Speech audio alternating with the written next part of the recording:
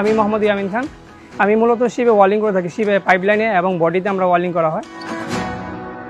আমি মোহাম্মদ ফয়সাল, আমি একজন প্রফেশনাল ওয়েল্ডার। আমি শিপইয়ার্ডে ওয়েল্ডিং করে থাকি।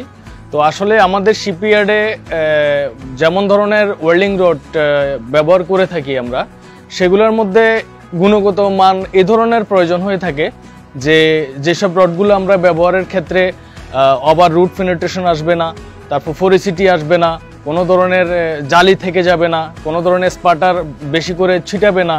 তারপরে আমরা ওভারহেডে যখন ইলেকট্রোড ইউজ করি তখন দেখা গেছে মাঝখানে অনেকখানি ঝুলে যায়, এ ধরনের হওয়া যাবে না।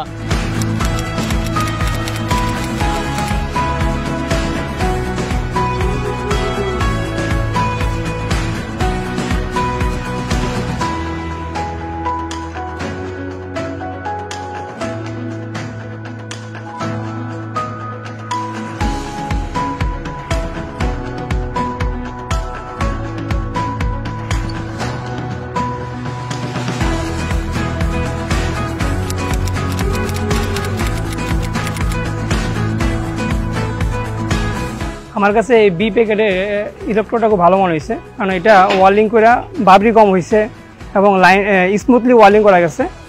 আর ওয়েল্ডিং শেষে অটোমেটিক যে স্লাগটা আছে অটোমেটিক উঠে যায় ওয়েল্ডিং শেষ হলে। তো আমার কাছে যে ইলেকট্রোডটা সবচেয়ে বেশি ভালো মনে হয়েছে সেটা হচ্ছে বি প্যাকেটের ইলেকট্রোড। তো এই বি প্যাকেটের ইলেকট্রোড এই জন্য ভালো মনে হয়েছে, আমি ভার্টিক্যাল ওয়েল্ডিং করার সময় সেটা স্মুথলি ওয়েল্ডিং হচ্ছে, লেয়ার টু লেয়ার অনেক সুন্দরভাবে মেটালগুলো বসতেছে এবং সাইডে পাশে কোনো আন্ডারগার্ড পরিস্থিতি অথবা কোনো ধরনের স্পার্টার কোনো কিছু ডিস্টার্ব করে নাই, অনেক সুন্দরভাবে মেটালটা ইউজ করতে পারছি।